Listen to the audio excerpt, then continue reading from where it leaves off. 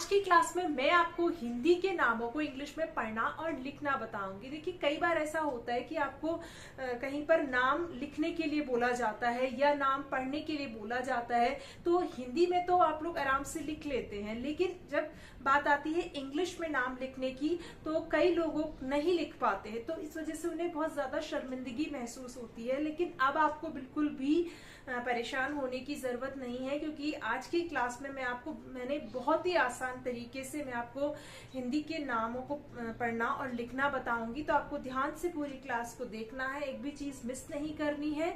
और वीडियो अच्छा लगे तो पता ही है आपको क्या करना है, वीडियो को लाइक करना है और चैनल को करना है सब्सक्राइब। तो चलिए फिर शुरू करते हैं आज की क्लास। देखिए हिंदी के जो नाम होते हैं उन्हें इंग्लिश में कैसे लिखते या पढ़ते हैं ये जानने से पहले हमें कुछ चीज़ें आनी बहुत ज़रूरी है। जैसे कि हिंदी के जो स्वर होते हैं उन्हें इंग्लिश में कैसे लिखा जाता है ये आना बहुत ज़रूरी है, और हिंदी के जो व्यंजन होते हैं उन्हें कैसे इंग्लिश में लिखते हैं ये भी आपको आना ज़रूरी है। तो इनका मैंने डिटेल वीडियो अभी लास्ट मैंने वीडियो बनाया था, आप वहाँ से डिटेल में चेक कर सकते हैं, लेकिन फिर भी आपकी सहूलियत के लिए एक बार मैं आपको ब्रीफ में समझा देती हूँ। सबसे पहले मैं आपको हिंदी के जो स्वर होते हैं उन्हें इंग्लिश में कैसे लिखते हैं ये बता देती हूँ। तो पहला है अ को इंग्लिश में लिखते हैं हम ए।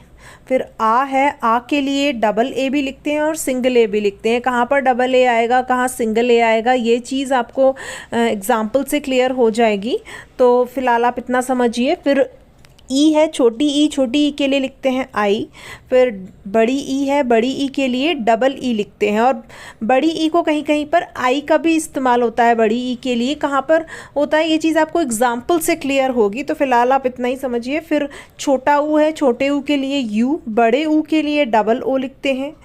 और ए है, ए के लिए ई, आई के लिए ए आई आता है, ओ के लिए ओ लिखते हैं। औ है, औ के लिए ए यू लिखते हैं इंग्लिश में। अंग के लिए ए एन भी लिखते हैं और ए एम भी लिखते हैं। कहाँ ए एन आएगा कहाँ ए एम आएगा ये चीज़ आगे क्लियर होगी, ठीक है। फिर अह है, अह के लिए लिखते हैं ए एच। क्लियर है। तो ये है हमारे हिंदी के व्यंजन, क से लेकर ज्ञ तक के। क को के ए लिखते हैं इंग्लिश में, ख को के एच ए, ग को लिखते हैं जी ए और घ को जी एच ए। तो आप इन सभी को नोट कर लीजिए या स्क्रीनशॉट ले लीजिए। हालांकि हिंदी के व्यंजनों का और हिंदी के स्वरों का दोनों का ही डिटेल वीडियो ऑलरेडी मैं बना चुकी हूँ, आप वहाँ से चेकआउट कर सकते हैं। तो चलिए अब मैं हिंदी के जो नाम होते हैं उन्हें इंग्लिश में कैसे पढ़ते या लिखते हैं ये आपको बताती हूँ। अब यहाँ पर लिखे हैं दो नाम, नमन और रमन, जो कि बिना मात्रा वाले शब्द हैं।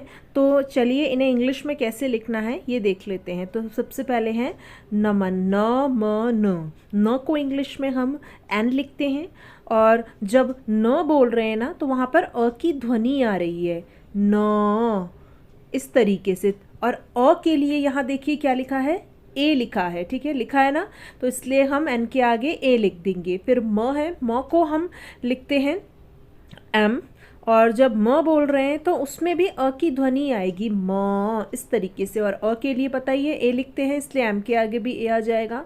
फिर से न है तो फिर से हम एन लिख देंगे, और ये बन गया हमारा नमन, बन गया N A M A N, ठीक है। अब आप सोच रहे होंगे कि जो आखिर वाला न है तो उसके आगे हमने ए क्यों नहीं लिखा, यानी कि एन के आगे ए क्यों नहीं लगाया। तो देखिए जब भी कोई अक्षर आखिर में आता है किसी भी शब्द के और उसमें कोई मात्रा नहीं होती उसके आगे, जैसे न के आगे कोई मात्रा नहीं है इसमें, ठीक है, तो उसको हम ऐसे ही छोड़ देते हैं, उसके आगे फिर हम ए नहीं लिखते हैं, ठीक है। जो स्टार्टिंग में और बीच में अगर कोई अक्षर है उसमें कोई मात्रा नहीं है तो वहाँ पर हम लगाते हैं, लेकिन जो आखिर में कोई अगर मात्रा अगर नहीं है और तो उसे हम ऐसे ही छोड़ देते हैं, उसमें आगे ए नहीं लगाया जाता, ठीक है। तो ये बन गया N A M A N, Naman. Clear हो गई ये चीज़। फिर है रमन, र म और न। तो र को हम इंग्लिश में आर लिखते हैं, और जब र बोल रहे हैं तो उसमें अ की ध्वनि आ रही है, इसलिए हम आर के आगे ए लगा देंगे।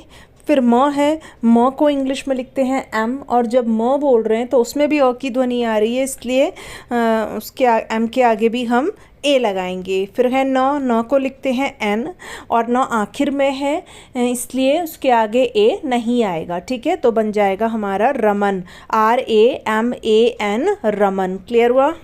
अब यहाँ पर एक आ की मात्रा वाला और एक छोटी की मात्रा वाला शब्द है। चलिए इन्हें इंग्लिश में कैसे लिखते हैं देख लेते हैं। तो पहला है आस्था, आ आधा सा, थ पे आ की मात्रा। तो आ को, आ के लिए देखिए ऊपर क्या लिखा है, डबल ए भी लिखा है और सिंगल ए भी लिखा है। तो यहाँ पर हम डबल ए का इस्तेमाल करेंगे, क्योंकि जब भी आ शुरुआत में आता है किसी भी शब्द के, तो वहाँ पर हम डबल ए का इस्तेमाल करते हैं। तो डबल ए लिख दिया। फिर आधा स है, आधे स के लिए हम लिखते हैं एस। फिर है थ को इंग्लिश में लिखते हैं TH, और थ पे आ की मात्रा है। ठीक है, यहाँ पर क्या है, थ पे आ की मात्रा आ रही है। तो जब भी किसी अक्षर के आगे आ की मात्रा आती है वहाँ पर हम एक ए लगाते हैं, और स्टार्टिंग में अगर आ आए तो वहाँ डबल ए आएगा। ठीक है, तो यहाँ पर हम एक ए लगा देंगे TH के आगे, तो बन गया आस्था, AASTHA, आस्था। ठीक है, फिर है निमिषा, न पे छोटी की मात्रा, म पे छोटी की मात्रा, श पे आ की मात्रा। यह है षटकोण वाला श। न को एन लिखते हैं हम इंग्लिश में, न पे छोटी की मात्रा है तो उसके लिए एन के आगे आई आएगा। फिर है म को लिखते हैं एम, और म पे भी छोटी की मात्रा है तो उसके आगे भी एम के आगे आई लिख देंगे। फिर श है, श को लिखते हैं SH, और श पे आ की मात्रा है इसलिए SH के आगे ए लिखेंगे, तो बन जाएगा NIMISHA, निमिषा। क्लियर हुआ? नेक्स्ट है हमारा मनीष। ये बड़ी की मात्रा वाला शब्द है। म को एम लिखते हैं, म पे जब म बोल रहे हैं तो उसमें अ की ध्वनि आ रही है इसलिए एम के आगे ए आ जाएगा। न को लिखते हैं हम इंग्लिश में एन, और न पे बड़ी ई की मात्रा है। बड़ी ई की मात्रा के लिए वैसे तो देखिए डबल ई का इस्तेमाल होता है, लेकिन यहाँ पर आई का इस्तेमाल होगा। उसका रीज़न ये है कि जब हम मनीष बोल रहे हैं तो न पे हम थोड़ा कम ज़ोर दे के बोल रहे हैं, तो जब भी बड़ी ई की मात्रा को थोड़ा कम ज़ोर दे के बोला जाएगा वहाँ पर आई का इस्तेमाल होगा। ठीक है, तो यहाँ पर हम एन के आगे आई लिखेंगे। ठीक है, फिर ये श है, षटकोण वाला श, तो इसके लिए हम SH लिखते हैं, और श आखिर में है इसलिए SH के आगे ए नहीं लिखेंगे, तो बन जाएगा मनीष, MANISH, मनीष। पुनीत, प पे छोटी ऊ की मात्रा, न पे बड़ी ई की मात्रा, और त। प को पी लिखते हैं और प पे छोटे ऊ की मात्रा है। छोटे ऊ की मात्रा के लिए देखिए यू लिखा है।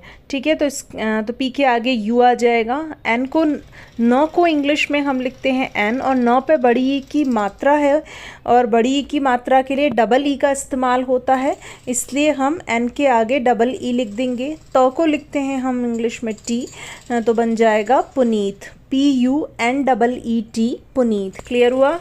नेक्स्ट है पूनम। प को इंग्लिश में पी लिखते हैं, और प पे बड़ी ऊ की मात्रा है, और बड़ी ऊ की मात्रा के लिए हम डबल ओ का इस्तेमाल करते हैं इसलिए पी के आगे डबल ओ आएगा। न को लिखते हैं हम एन, और जब न बोल रहे हैं तो उसमें अ की ध्वनि आएगी और इसलिए हम एन के आगे ए लिख देंगे। म को एम लिखते हैं, बन जाएगा पूनम, POONAM, पूनम। फिर है रितेश। र पे छोटी की मात्रा, त पे ए की मात्रा, और श। र को लिखते हैं हम आर, और र पे छोटी की मात्रा है उसके लिए आर के आगे हम आई लिखेंगे। त को लिखते हैं हम टी, और त पे है ए की मात्रा उसके लिए टी के आगे हम ई लिखेंगे। श को लिखते हैं SH, तो बन जाएगा रितेश, RITESH, रितेश। क्लियर है? नेक्स्ट है मैदान, जो कि आई की मात्रा वाला शब्द है, और मोना जो कि ओ की मात्रा वाला शब्द हम करेंगे। तो पहले मैदान देख लेते हैं। म को इंग्लिश में हम लिखते हैं एम, और म पे आई की मात्रा है, और आई की मात्रा के लिए देखिए क्या लिखा है, AI लिखा है इसलिए एम के आगे AI आएगा। द को लिखते हैं हम डी, और द पे आ की मात्रा है उसके लिए डी के आगे ए लिखेंगे।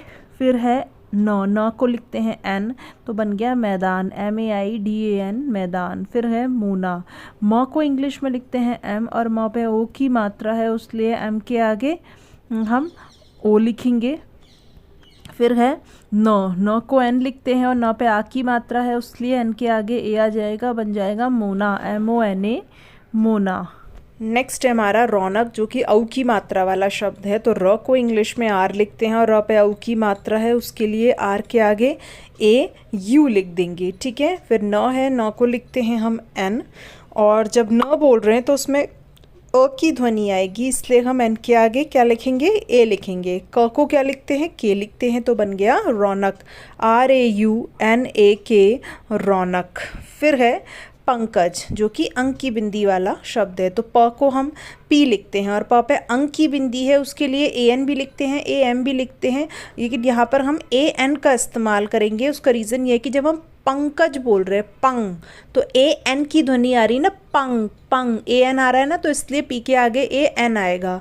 क को के लिखते हैं और जब क बोल रहे हैं तो उसमें अ की ध्वनि आएगी, इसलिए के आगे ए लिख देंगे। ज को लिखते हैं जे, तो बन गया पंकज, PANKAJ पंकज। क्लियर हुआ। फिर है चंपक।